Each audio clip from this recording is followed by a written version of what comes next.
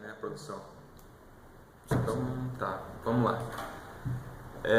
Vamos falar um pouquinho hoje sobre direito tributário. Iniciar esse estudo é um curso um pouco longo, mas eu acredito que dentro de pouco tempo a gente consiga concluir ele. Então, vamos trabalhar um pouquinho. Vamos iniciar falando sobre a diferença entre o direito tributário, né? Falar um pouco sobre direito tributário como um ramo do direito público. Para isso, a gente tem que distinguir um pouco o direito público, o que é o direito público e o que é o direito privado. Para o direito privado, o que vai interessar são o interesse das partes. Então, aquilo que elas convencionarem, aquilo que elas decidirem ali na relação jurídica é o que vai prevalecer no contrato posteriormente, por exemplo. O que vai prevalecer são o interesse das partes, a manifestação de vontade, a liberdade e a igualdade entre elas. Para o direito público, isso já é um pouco diferente, isso muda um pouco essa relação. Por quê? Não vai interessar a liberdade das partes. A gente vai ver mais para frente que o direito tributário, em certas situações, ele chega a ser um pouco coercitivo. Os dois princípios básicos do direito público, aqui falando de direito tributário especificamente, são a supremacia do interesse público sobre o privado ou sobre o particular, enfim, defina como quiser, e a indisponibilidade do interesse público. Ou seja, o interesse público ele é indisponível. A supremacia é fácil. A vontade do ente público prevalece sobre o particular. Já a indisponibilidade, dando um exemplo aqui, é como se fosse assim: um procurador da fazenda, ele tem o contato com um devedor da União, por exemplo, e ele se sensibiliza com essa dívida. Ela conta uma história para ele lá, enfim, ele fica sensibilizado, mas por conta de que o crédito público é indisponível, ou seja, o interesse público é indisponível, ele não pode fazer nada a não ser cobrar esse crédito. Claro, considerando que o crédito é plenamente exigível. Então, seria isso. Uma outra questão interessante são que, para a gente retratar aqui, são a respeito das relações. Isso é, as relações privadas, ou seja, entre os particulares, eu e minha produção aqui, a nossa relação, por exemplo, dentro de um contrato, o que seria? Seria uma relação horizontalizada. Por quê?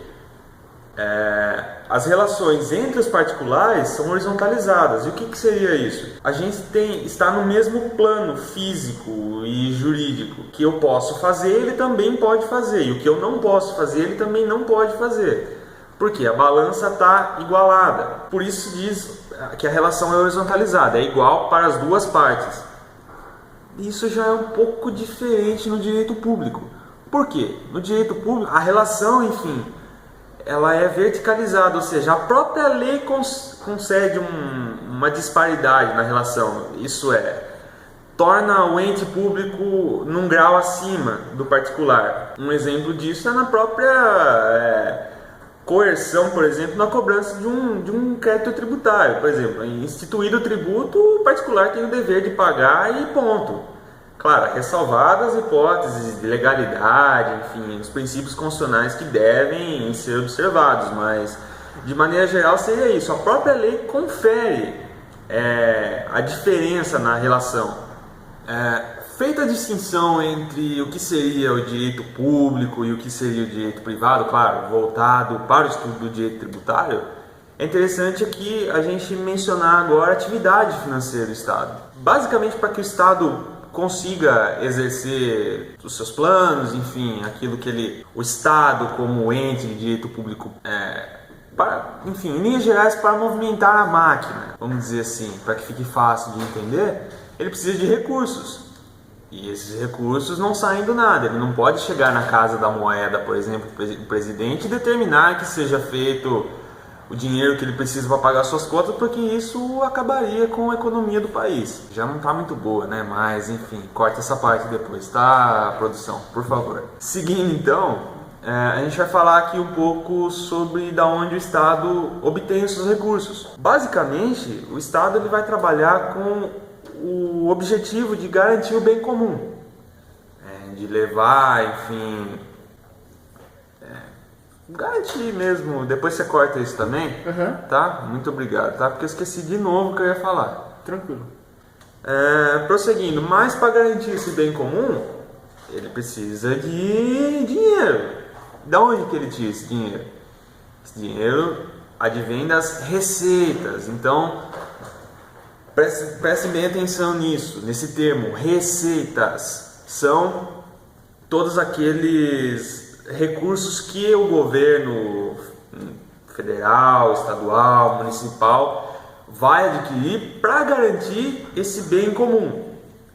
E essas receitas são divididas em duas, as chamadas receitas originárias e as receitas derivadas. Pois bem, o que seriam receitas originárias? São aquelas que decorrem diretamente da atividade do Estado. Ou seja, por exemplo, o aluguel de uma empresa, por exemplo, um terreno, por exemplo, que a União tem, enfim. A concessão de uma rodovia, tudo isso é receita originária do Estado, ou seja, decorre do próprio Estado. Vamos falar agora sobre receitas derivadas, uma outra espécie de receitas do Estado, ou seja, obtenção de recursos para a produção do bem comum. Receitas derivadas são a possibilidade que o ente federativo tem de cobrar a prestação pecuniária compulsória. Prestação pecuniária compulsória entenda-se como um tributo, uma multa, uma reparação de guerra, por exemplo. Então, sobre receitas, seria isso. Outra questão interessante de ser abordada é no que tange a finalidade dessas receitas. Principalmente aqui a gente vai abordar, só fazendo um parênteses, vai abordar as receitas derivadas. Por quê?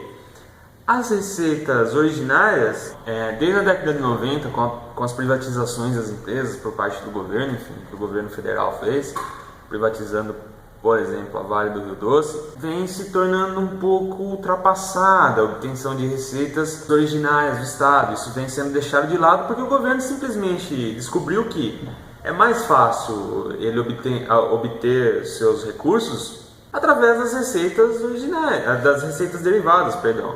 Continuando então, vamos falar um pouquinho sobre as finalidades das receitas derivadas. São três: finalidade fiscal, finalidade parafiscal e finalidade extrafiscal. Pois bem, começando pela finalidade fiscal, como o próprio nome já diz, o objetivo do Estado o objetivo da receita na finalidade fiscal é justamente arrecadar dinheiro para o Estado. Então, basicamente seria carregar recursos para dentro dos cofres públicos. O que seria, por exemplo, o que acontece no ICMS, na cobrança de um ISS, na cobrança de um IR e etc. Mas tem certos momentos que o Estado ele tem que intervir na economia. Por exemplo, numa crise econômica, o Estado tem que intervir para que não vire um caos no país. Vamos supor que uma empresa do setor automotivo, o setor automotivo está mandando muitas pessoas embora, está fechando muitos postos de trabalho, está numa crise tremenda, como por exemplo o que está acontecendo agora.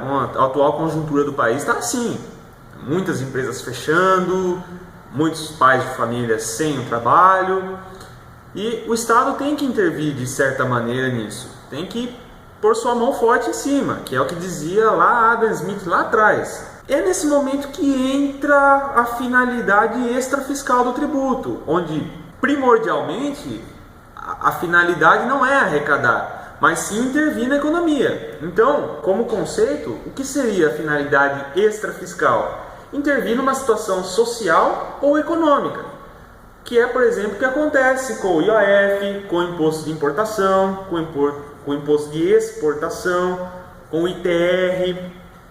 Então, basicamente, o que seria? O Estado, ele vê que a situação está ruim e sobe a alíquota.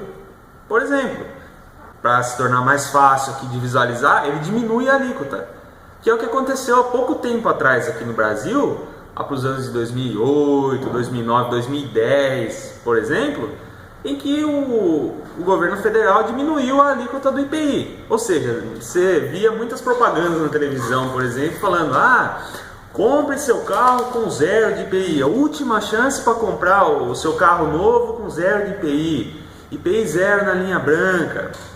O que era isso? Era o Estado intervindo na economia. Era uma grave crise econômica que o Brasil estava passando e o Estado interviu. Deu certo ou não? Não vou discutir isso aqui, mas a intervenção no domínio econômico aconteceu. Por quê? Isso movimenta toda a cadeia. Entenda-se cadeia como não cadeia de ladrão. Não é aula de penal. Não é aula de penal aqui, então brincadeiras à parte, só para descontrair um pouco, vamos seguir com o estudo aqui. Movimenta todo o sistema econômico. Por quê? Falando aqui de uma empresa automotiva, né? Fechando a empresa automotiva, por conta de que não estão comprando carros, vai dar problema lá atrás no setor siderúrgico, que fornece material para a empresa de automóveis, vai dar problema lá na mineradora, que fornece material para a siderúrgica, ou seja, o impacto é enorme. Para isso o Estado intervém. E, basicamente, esse é o panorama geral da finalidade extrafiscal. Mas uma coisa importante, eu digo aqui, e que isso fique gravado: primordialmente, ela não tem o intuito de arrecadar, mas sim de intervir. É claro, se é o imposto, é óbvio que ela vai arrecadar, mas primordialmente ela intervém. E a finalidade fiscal, eu havia me esquecido de retratar isso, ela primordialmente arrecada, mas também pode ser que intervenha. Seguindo, temos a terceira hipótese de finalidade, ou seja, a terceira espécie de finalidade, que seria a finalidade parafiscal. Eu já registro aqui que ela está caindo um pouco em desuso. Estão usando menos essa finalidade, mas em um momento oportuno eu explico o porquê disso. Finalidade parafiscal é conceituada como sendo a nomeação de um sujeito ativo diferente daquele que expediu o tributo, dando-lhe a legalidade para ter a disponibilidade para usar como ele bem entender. Lembrando o Jovelli aqui, meu grande professor de direito penal, a seu bel prazer de usar os recursos que ele adquiriu, o destino do produto da arrecadação, então fica por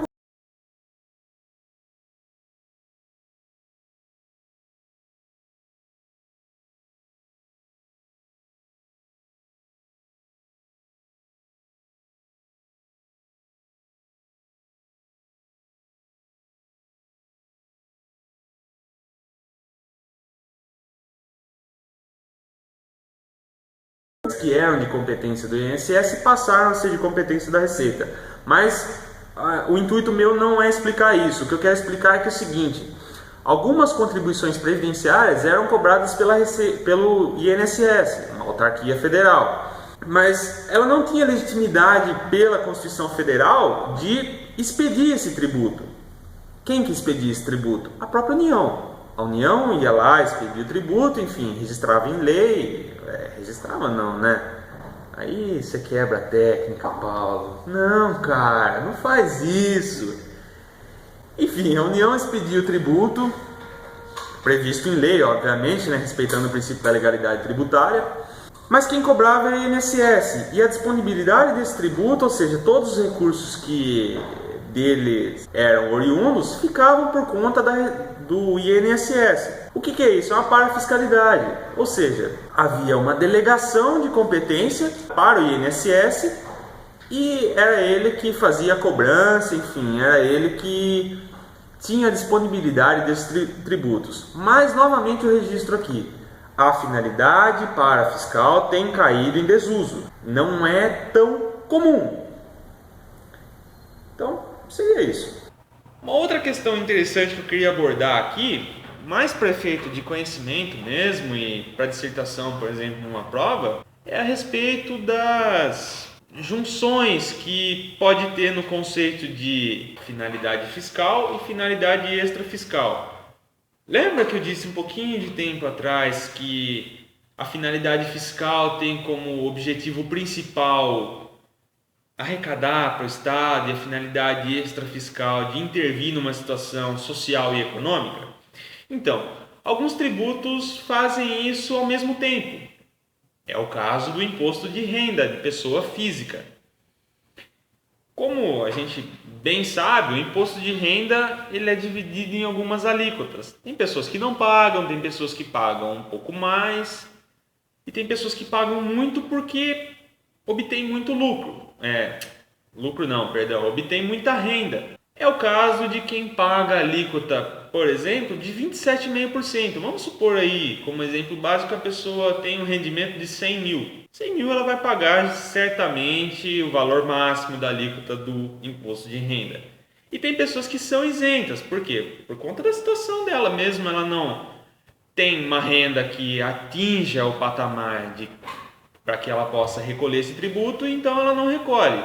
Pois bem, então uma não recolhe nada e a outra recolhe muito de imposto. O imposto de renda tem como sua destinação, como uma de suas destinações, ou seja, o produto da arrecadação, ele é destinado à saúde pública. Mas se o cara tem um rendimento aí de 100 mil, certamente ele não vai fazer uso da saúde pública. Quem vai fazer uso da saúde pública é quem não paga nada de imposto. Por exemplo, aqui em linhas gerais assim, seria assim: eu pago muito, eu uso a saúde particular, não pago nada, eu uso a saúde pública, que é mantida por aquela pessoa que paga muito, mas não usa. Então, o imposto de renda, além de ele arrecadar, ele acaba interferindo numa situação social. Ou seja, quem vai manter a saúde para aquele que não paga nada é aquele que paga muito. Então, o imposto de renda também é conhecido como imposto Robin Hood. Sai para os românticos, né?